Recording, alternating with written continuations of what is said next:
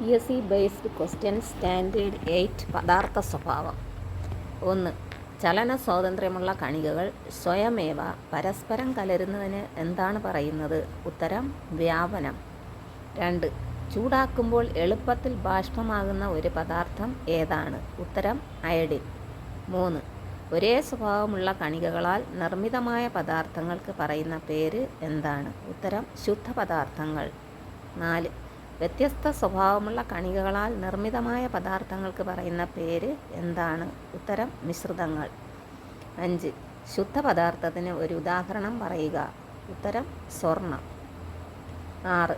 മിശ്രിതത്തിലെ ഒരു ഘടകം ബാഷ്പീകരണശീലമുള്ളതും മറ്റുള്ളവ സാധാരണ രീതിയിൽ ബാഷ്പീകരിക്കാത്തതും ആയാൽ ഈ പ്രക്രിയയ്ക്ക് പറയുന്ന പേര് എന്താണ്? ഉത്തരം സ്വേദനം. 7. തമ്മിൽ കലരുന്ന ദ്രാവകങ്ങൾ അടങ്ങിയ മിശ്രിതത്തിലെ ഘടകങ്ങൾക്ക് തിളനിലയിൽ വലിയ വ്യത്യാസങ്ങൾ ഉണ്ടെങ്കിൽ അവയെ വേർതിരിക്കുന്ന പ്രക്രിയ ഏതാണ്? ഉത്തരം സ്വേദനം. 8. കുത്തിവയ്പ്പിനും സ്റ്റോറേജ് ബാറ്ററികളിലും ഉപയോഗിക്കാനുള്ള ഡിസ്റ്റിൽഡ് വാട്ടർ നിർമ്മിക്കുന്നത് ഏത് പ്രക്രിയയിലൂടെയാണ്? ഉത്തരം സ്വേദനം. 9. മിശ്രിതത്തിൽ അടങ്ങിയിരിക്കുന്ന ഘടകങ്ങളുടെ തിളനിലകൾ തമ്മിൽ ചെറിയ വ്യത്യാസമുള്ളൂ എങ്കിൽ അവയെ വേർതിരിക്കാൻ ഉപയോഗിക്കുന്ന മാർഗം ഏതാണ്? ഉത്തരം ആംശിക സ്വേദനം. 10.